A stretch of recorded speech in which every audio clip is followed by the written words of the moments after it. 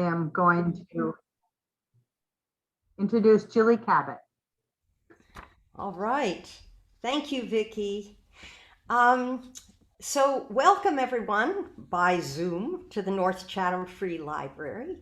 I am Julie Cabot, and at the library, I'm a trustee and chair of the Arts and Culture Program Committee. Today, we're going to ask that while you're listening, if you have questions, type them into the chat box, and we won't refer to the chat box until after the presentation. But at that point, we'll be able to look at the chat and see if there are questions, and we'll be able to open it up for discussion. And so we want you to be muted if you're not speaking during the presentation, and then you'll have to unmute yourself in order to become part of the discussion. So that's a bit, but we want you also with the chat box, if you can remember to say whether your question or comment is in relation to one photographer or to the whole group. Okay, so with that, I get to tell you about the program. We really have a beautiful program today, and I'm very excited about it. So our program theme for the arts and culture programs at the library this year is travel, as in travel a melody, travel a line, travel a story, travel in time. And while I was talking about this theme with my daughter Tanya, who lives in Hawaii, who you'll be meeting in a moment, she suggested this idea that she and her photography group, Kameraden, would share some of the images from their exhibit that they did at the Honolulu Museum of Art.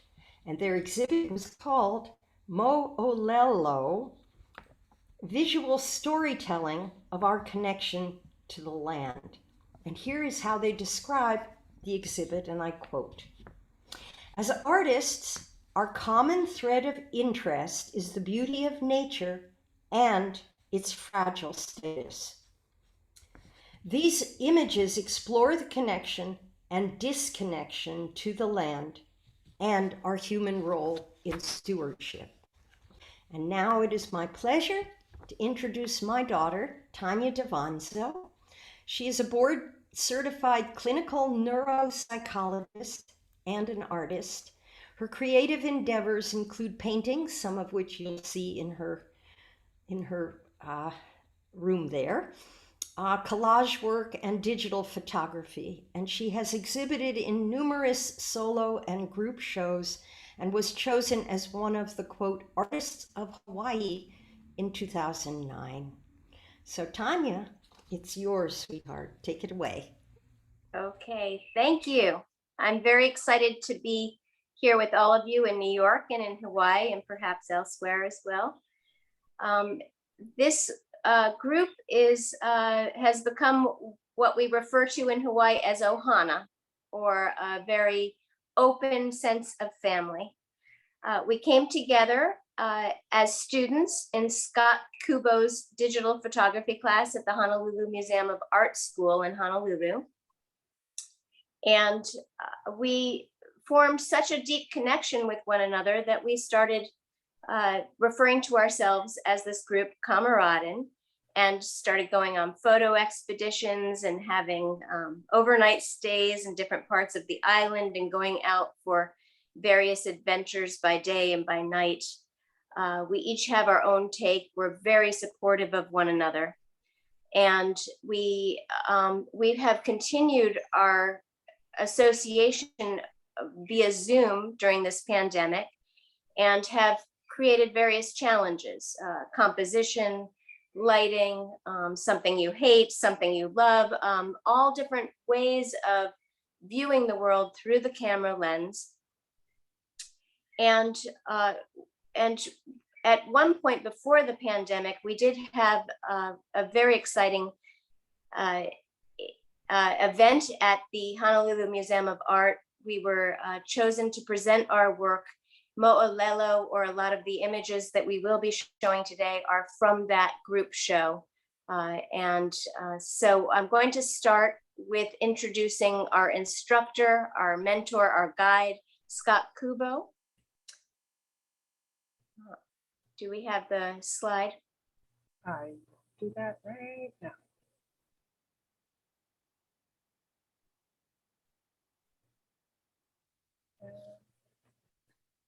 Sorry.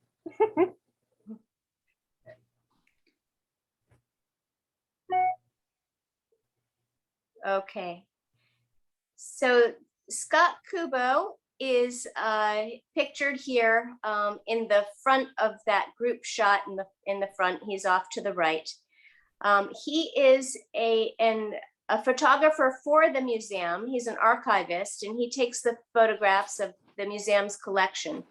The Honolulu Museum of Art is really a world-class museum that features art from both the Western and the Eastern regions and brings them together. Scott has a particular interest in digital photography and looking at the night sky. You can see a couple of his photographs here. It's very exciting to go along with him on some of these nighttime expeditions. He's taken incredible photographs of the Milky Way, and we don't have a lot of light pollution here in Hawaii, so he's able to get some really crisp and incredible shots. The other thing you'll see here in this slide are pictures from our group exhibition at the museum.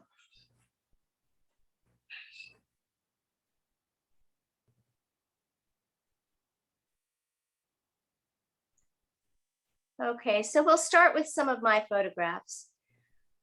I've put here nature's beauty up close. Twyla Tharp, the choreographer, says that we each have our own unique focal point. Some people like to get up really close to the world and in their perception. Some people like the middle ground, and some people like to view things from a distance. I think it's pretty clear that I like to get really up close. I'm a clinical psychologist, a clinical neuropsychologist by day, and I think there's a close connection between science and art. My grandfather, who was a neurologist himself, really taught me about how to be a scientist by observing the rhythms and patterns of nature. And so this association between art and science is something that formed very early in my life, and it's a huge part of my perspective on the world. I've titled my photos with verbs. This one is called root. And what I've tried to do in this series of photographs is to just get really up close to the incredible patterning and organic nature of flowers. They're incredibly beautiful in Hawaii. And when you get up close like this, it really ceases to be a flower and becomes something more, something metaphorical, something more abstract.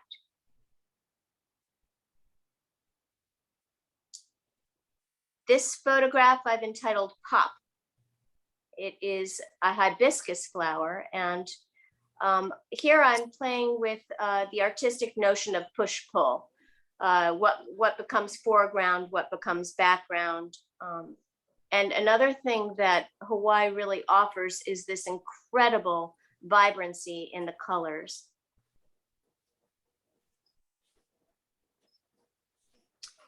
This photograph. Yeah. Right. Welcome, Mariana. This photograph is entitled Glow.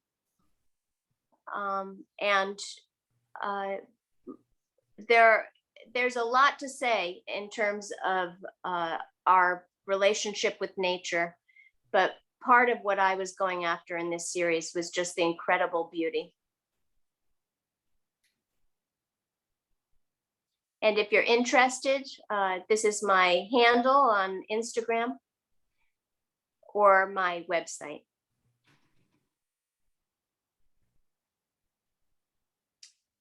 Okay, I want to introduce Susan Pulenko Jukwe. She is another one of our members of Kameraden. She can't be with us today because she's traveling, but you can travel through her photographs. Susan is, to know her is just to experience, there's a certain peacefulness about her nature. She's what I consider as a psychologist, a very clear mirror. And I think that really comes through in her photographs. They are documentary in style, but she doesn't impose a real bias. She takes pictures, and her clear mirroring of the world, I think, is very clear in these images. I'm going to read her statement because it's really beautiful. I follow roads. In this collection, human and nature's resilience is symbolized via roads as tellers of time, vehicles of movement, and evidence of our impact on the environment. In some cases, nature reminds us that we are part of and still subject to the physical world.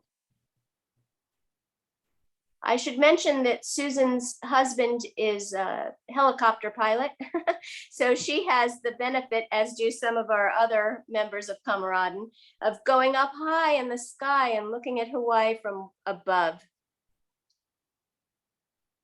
Roads, lines of lava. You know, this is not something that you would, let's go back to that last slide if we can. Maybe the one even before that, Ka'ahua. Just, this is, these are lines, roads made of molten lava on the Big Island. And then this is not a view you might naturally associate with Hawaii, but here we are, roads in Honolulu, just like every other place. Is it beautiful or is it marring? And here, Kilauea Iki, one of the craters at Volcano National Park on the Big Island of Hawaii. If you're interested, here's the contact information for Susan.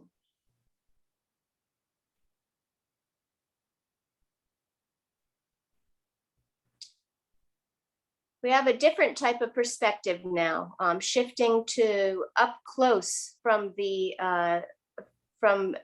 a distant view to being really up close. Jessica's work is really so poetic.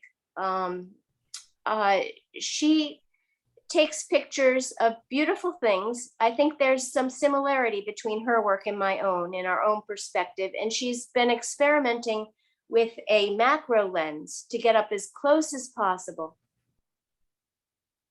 Yeah, I am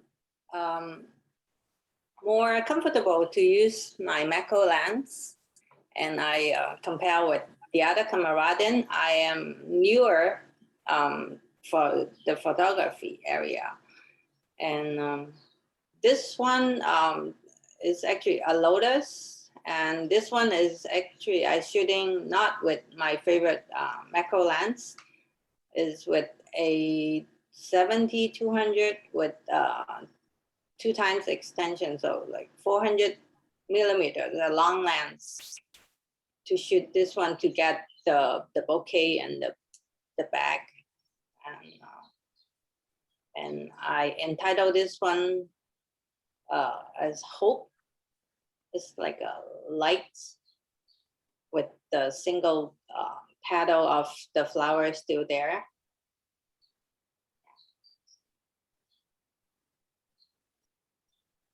Wow, I like to shoot nature, flowers, insects.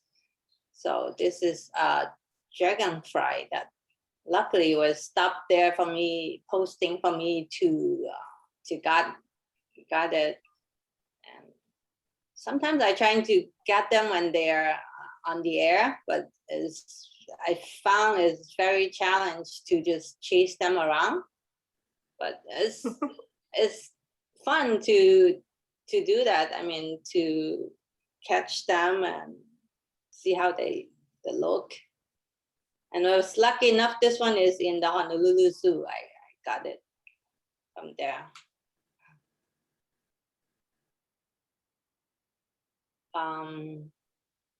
This one is a lily. I took it in foster garden when I think I was very early when I got my macro lance, and I be able to take this one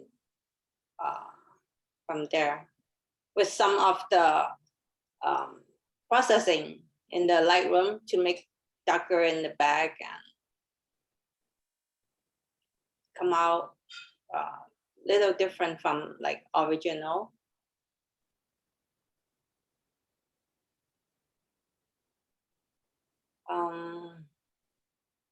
This one, the flower is not often we can found in Hawaii. This one I got it from actually from Seattle, and the original flower is supposed to be yellow, but I found that black and white to make it more stunning. I like it in black and white.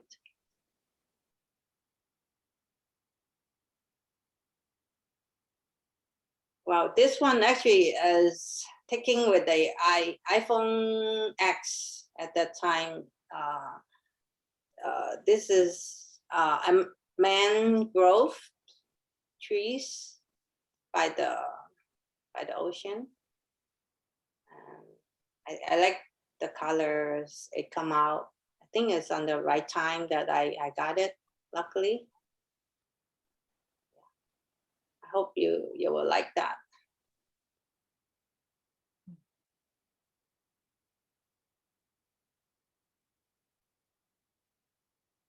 Yeah. Thank you, Jessica. Layla unfortunately can't be with us today. She offers a very different view.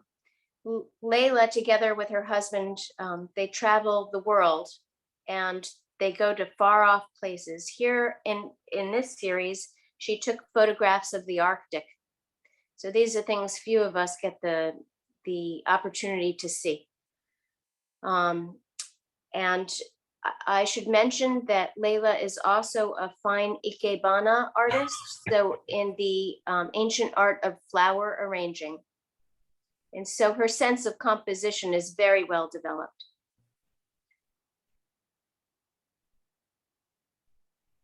Here's a solo polar bear. You can see it's incredible that she got this moment.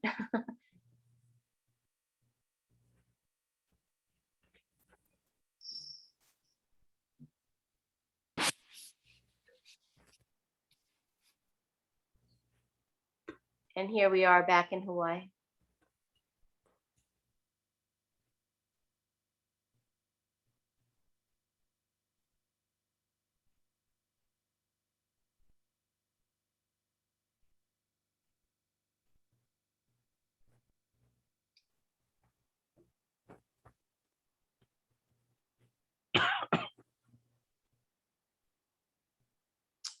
Okay, so here we are now with Jack Holliday.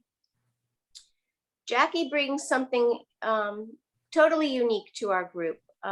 She's the dancer in my eyes. She brings depth, movement. There's a dynamism, a real kinetic energy to her photographs in their abstraction.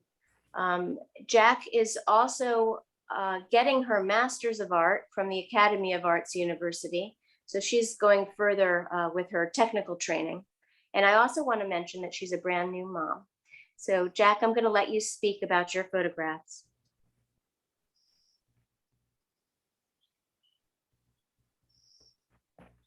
Oh, you need to unmute. Oh, she didn't unmute it. Oh, Jack, can you unmute? Can you hear me now? Can you hear me?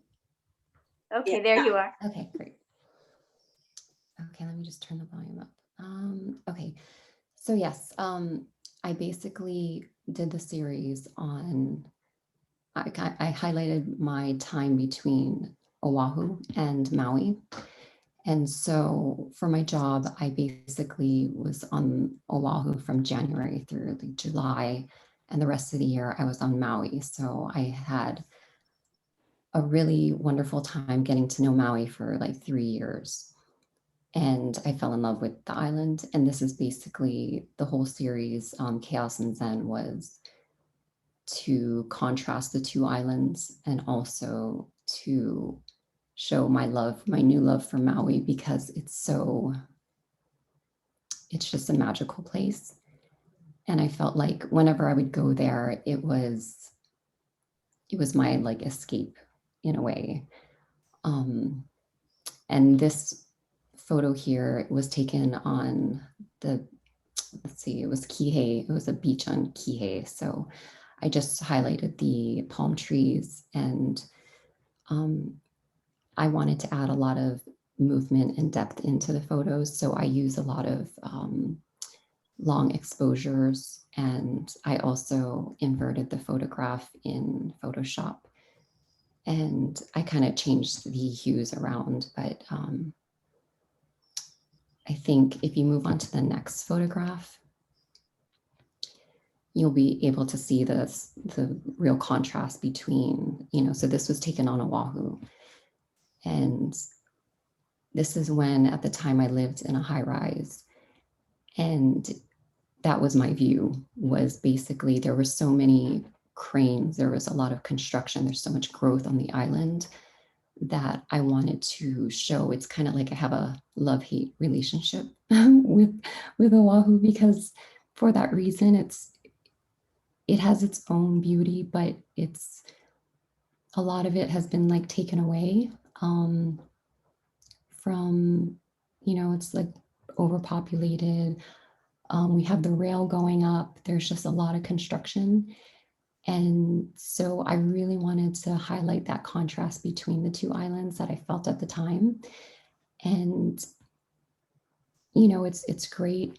I loved living in town because of the access to all the, wonderful restaurants, and there's just so many things to do. But at the same time, you're left with,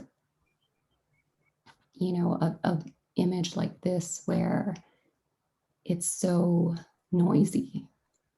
And so this is the chaos that I wanted to capture. And then if you go to the next photograph, this photograph was not included in my original series, but I decided it's perfect because it also represents, you can see the beautiful palm tree, but you can also see a lot of the, what I call, of course, the concrete jungle in Honolulu in the background. So it highlights also, something that you don't get on the other islands with the palm tree. You don't get a lot of that, noise. So those are the 3 photographs I decided to share with you guys.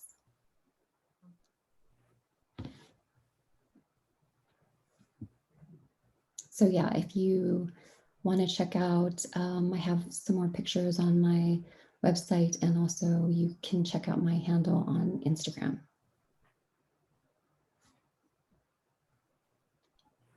Wonderful. Thank you. Mm-hmm. I'm going to switch perspective again to Ka'ahua, who is our native Hawaiian member of our group. She is a tutu, or grandmother, and a mother, and a daughter, and a wife, and she does visual storytelling, documentary style, through the perspective of her kapuna, or her ancestry. So she really brings a historical perspective. I think that you can see that in the sepia toned coloring of her photographs, and I'm going to let her speak for herself now. Thank you, Tanya. Gosh, I feel so honored to have that, you framing me and what the work that I do. I feel, first of all, I want to thank Vicky and Julie for hosting us today. I feel very special that you folks wanted to share our story. Um, my name is Ka'uhua, yeah, and I am a native Hawaiian photographer. And my passion is probably doing more landscape photography, but for some reason, I end up doing a lot of these kind of environmental portraits or even photojournalism type of photography where I'm telling a story about not only the land, but a person as well. And so these particular images actually were in an exhibit on the island of Hawaii. And so I wanted to make sure that I kind of shared this story. So before I forget, I want to go back to the word mo'olelo. I mean, it's kind of for Hawaiians, it's a very deep, deep meaning for that particular word. There's many, many definitions. There's about 10 definitions for the word mo'olelo. In this particular sense, what we're using it as, it's a photographic essay that we're choosing to tell a visual mo'olelo or a visual story. And as photographers connecting to the land. And so to me, stories are what make up the fabric of our family traditions, our customs, our genealogies, our practices, our culture, and each one of us have a story to tell. And I'm sure if all of you here that are on Zoom, you have stories about your family, about a story about your grandma's favorite recipe, a story maybe about somebody in your family who is an expert hunter, somebody in your family who is an amazing quilter, or even somebody in your family who may be and grow food. And so what I tried to do in this particular series called Celebrating Community Abundance, I wanted to combine my images and my stories of those in my own community who are they're holding fiercely to their practices and their ideals. And even during this time of fear that a lot of us are going through, the whole world is going through, I really wanted to tell a story about a resilient community rising up to meet the challenge. And by presenting these images, I hope to uplift our community and share their stories of hope and inspiration. So sorry for that long introduction, but I thought it was really important that I shared that first before I launched into these particular images that I have. So this particular image is of someone who is in my neighborhood. His name is Kaleo Aolahiko, and he grew up in a family that all they did was grow food, and that's how they were able to survive. So subsistence farming, hunting, and fishing. And so what I loved about his story is that he has taken what he has learned, that tradition of being able to live off the land and share it with his family. And so he has grown children now and he has grandchildren. But what he's trying to do is to teach his grandchildren that idea of how important it is to grow food. And as you know, Hawaii, we're on this island, and most of our food comes on a Matson container. Only about 15% of it is grown here on the islands. And so once the pandemic hit, everybody just started growing their own food. So I want to recognize him because he continues to do what he did even when he was a young child, and he's determined to share that with his grandchildren. This next photo is of Auntie Marlene. Okay, Auntie Marlene is Chuki's elder, so she's from Micronesia, and she didn't refuse to smile. She says, "I'm not going to smile," and I said, "Okay, you don't have to smile." And then I started telling jokes, and then she started laughing, and I quickly got my camera and started snapping away. So anyway, I got her smiling, but she's super shy, and she's actually from Chuuk, the island of Chuuk. And when she was a young girl, she was in high school, her family sent her away to get educated on one of the other islands. And so from time to time, she goes back to Chuuk, but she lives here in Hawaii, and she's actually we call them la'au lapa'au practitioner. So she grows medicine and then be able to heal people with that medicine. So her goal is to go back to her community bring what she learned here in Hawaii, take it back to her community, and be able to infuse Hawaiian cultural practices of healing into her own Chuukese community. So I thought it was a great story about her. I love her. And then the next one is of Debbie. So Debbie I like to call her a community activist and organizer. She's kind of wild. When the pandemic hit, well, just before it, in the valley where she lives, there were a lot of people going up to a special spot. They like to go hiking in this area. And what Debbie did, she decided that because all of the people, all of Hawaii actually, we were in shutdown and lockdown, we had to quarantine. She decided to take it upon herself to go ahead and close this hike.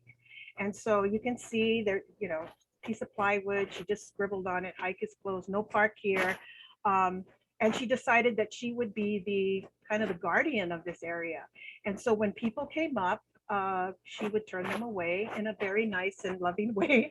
But she basically said, no, you guys can't come up here. We're in shutdown. And so I feel like very grateful that she is in my community, and she is one of those who really is fierce about standing up for, protecting the land. And so I feel like she's a very good person to represent this particular series. This one is of Uncle Kalolo. Uncle Kalolo, excuse me, is from Tonga, originally from Tonga, but he's been living in Hawaii for a long time. He is, you can see him here on his mower, and behind him, you can't see it, but he's actually the caretaker of this cemetery that's in my community. And so at one time, back in the late 1800s, a church was built. So people were living in the valley and also going to this church. And then anybody who would pass, that's where the elders would go to, is to this, they were buried here in this particular cemetery. Then the church moved down to lower area where I live, and he remained as the caretaker for the last 27 years. He doesn't get paid. He does this all for love. And he says he appreciates being able to care for all the kupuna, which is another name for elder in Hawaiian language. He wants to take care of the kupuna in the area and make sure that they have a beautiful space to live. And so I was very touched by what he said, and thought he was a very good candidate. He also told me there's a lot of different trees in the background, but he could go around and name each tree and how he makes food from that tree. And he also pointed out certain plants that he would use for medicine. And so he's passing his tradition and knowledge of food and medicine onto his family as well. And then the last person I have is Ku'ike.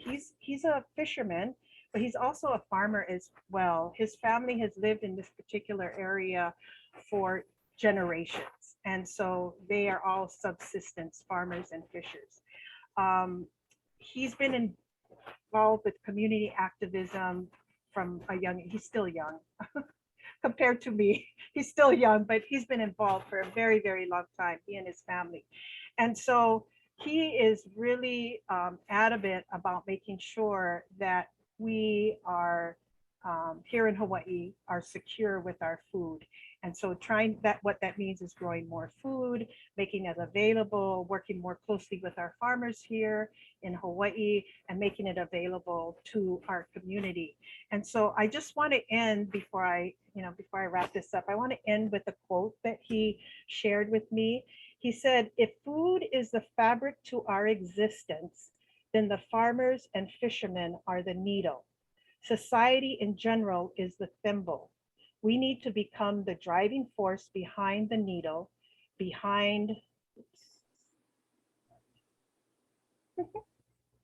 oh man, I was trying to remember what this said. Hold on a second. Okay. Become the driving force behind the needle, behind the fishermen and farmers to provide food security, food relevancy, and ultimately food sovereignty." So I just want to end on that note. Thank you guys for having me today. And if you want my IG, Facebook handle, there it is. And I also have a website. And the photograph that I have there, that's the kind of photography I really love doing, which is I'm a helicopter addict. So anyway, thank you again for having me today. Fabulous. Wonderful. Before we end our presentation of the photographs, we want to pay tribute to Brigitte, our dear friend who passed away from cancer just within this year. As you can see from her face, she was just full of joy and openness. Brigitte grew up in Germany. She was, I don't know if anybody's seen Cinema Paradiso, but she really lived it. Her family ran a movie theater, and they lived in right next to the movie theater. And so she grew up with this relationship to the arts, that very close connection to the theatrical. I think that comes out in her photographs. She traveled very widely during her lifetime. She loved to take candid photos of people, especially when they were smiling and they didn't realize a camera was focused on them. These are some of her images.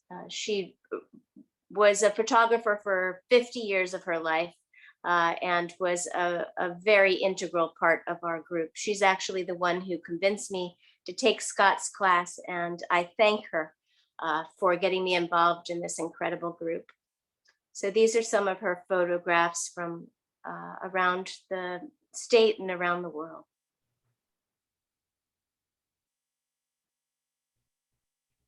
Mahalo nui loa. Thank you so much for having us here for your North Chatham Library Cultural Series. Here's an image of Diamond Head with the moon. I hope you'll all be able to visit Hawaii when it's safe to do so.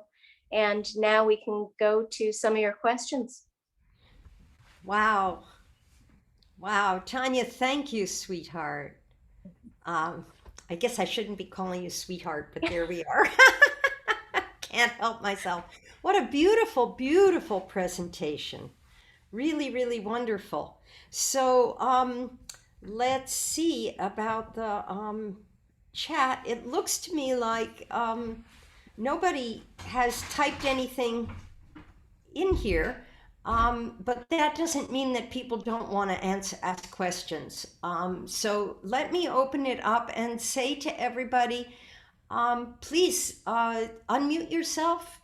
Let's hear from people who've been watching, and I have things to say as well, but I'd love to hear other people. So you'll need to unmute yourself and also show your video. So does anyone want to speak up? Well, I will just say a big thank you to all of you. I'm amazed at your talent. I appreciate the different perspectives that you all brought. I loved hearing the stories of the ones of the natives and how important the simple things are: food and community and taking care of each other. And you know, it's easy to get very jaded now about people.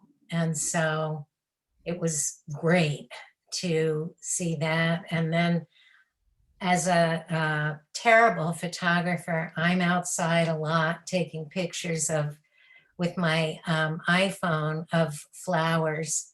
And, you know, it's just there for everybody, but you excel at it. And I really appreciated it. It's a great way to spend the afternoon. Thank you. Thank you, Bonnie. I do see in the chat here, Randy has written something that I was also thinking, and Randy wrote the Instagram links, and I'd say your website links went so quickly. She says, I would like to follow these photographers. So beautiful and inspirational. Thank you. So maybe Tanya, you could put together a little list or slide that we could maybe post for a little while on the library website under the under the poster before it goes away, so that those of us who would like to follow, because I certainly would, we could do that. That would be Okay. great. Happy And then to. Mariana, you're welcome to say something, but I see in the chat, this was lovely, inspirational. Thanks for inviting me. Oops, I'm at the airport, so I can't unmute, she says. So we have people traveling as we speak. So anyone else? Karen Halverson, I see you have unmuted yourself. Means I guess I have to say something, doesn't it? Yes.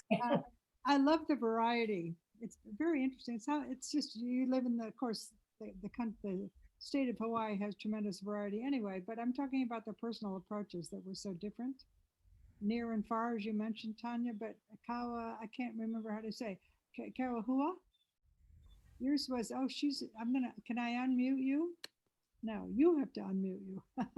There, Uh, I'm muting I- myself. I thought your stories, as you know, photographs are not particularly narrative because they're a moment in time, and the pictures were wonderful, but you also augmented them with your stories, and I appreciated that. Sometimes text and photographs enhance each other, and in your case, I think they very much did. So I enjoyed them especially, but Jack, I thought yours were extremely unusual and clever, and they express your a little bit of angst about living in a complex physical space where nature and culture kind of are at odds with each other, which is here in North Chatham, we don't experience that as much as you do in almost every city. I just came back from Los Angeles, so I know what you mean about the conflict between nature and culture, or the tension between the two. But it never occurred to me just not my thing to make an abstraction that expresses that kind of tension.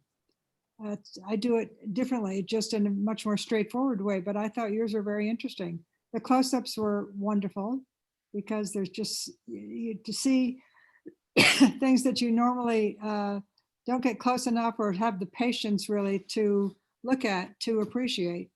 And the inside of a flower is almost always just a remarkable experience. I have some canna lilies. Of course, they won't last through the winter here because they're tropical, but I have them in the garden now, and they're just abundant color. And you look inside and there's all this stuff going on. So I appreciate the close-ups as well. Now, that's it. I really enjoyed the show. Thank you. I love Hawaii. It was great to be able to get there for an hour and a half. I have to take the flight. So thank you, all of you, and thanks for organizing it. Thank you so much. Yeah. Oh, absolutely. I mean, I never thought of, Karen, building on what you said about Jacques' work, I never thought of photography as abstract art, Well, it can be. really. Yeah. And it can be. Yeah. That's Yeah. actually what I love. I love abstraction. I love experimenting. I feel that it allows me to be more creative and present images that have never been seen before. I think that's what I go for most of the time, is just, showing something different, a different perspective. Yeah, I agree that the variety is just beautiful. Now, there's a note here from Susan to everyone. I would like to know, she says, and this is for you, Ka'ahua, I would like to know some of the other definitions of mo'olelo. It sounds like a very interesting word. Do you want to tell? Well, and I actually cheated because I went on to the Hawaiian dictionary and looked it up. I'm not fluent in Hawaiian. I do speak some, but I have family members who are fluent. And yeah, this whole idea of mo'olelo, I think the takeaway for me is that I guess if you were to separate the words out, mo'o is kind of like a lizard. And then olelo is language.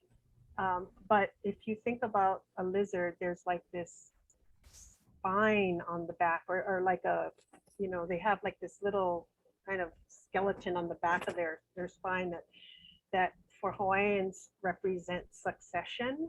And so mo'olelo would be succession of stories.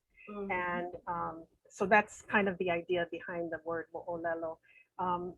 It also, mo'o is also another way to say, it's another part of the word mo'oku'auhau, which means genealogy.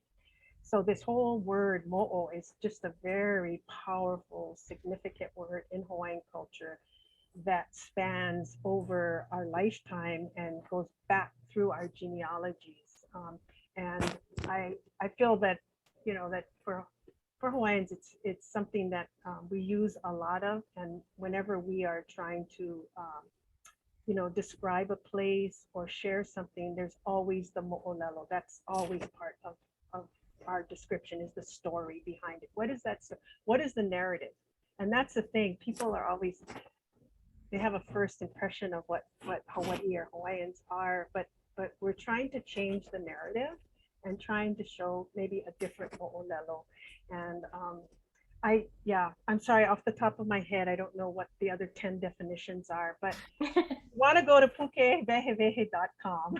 You can find it, and I can leave that link when Tanya, when you do that little write-up, you can look through it and just key in the word, and then it will show you, like, it's like a dictionary. It'll show you all the different words for it and definitions for it, as well as everything else. So anyway, thank you. That's a long answer, but No, it's great. It's great. Susan says thank you. But also, I felt so much, Ka'ahua, with your stories. You know,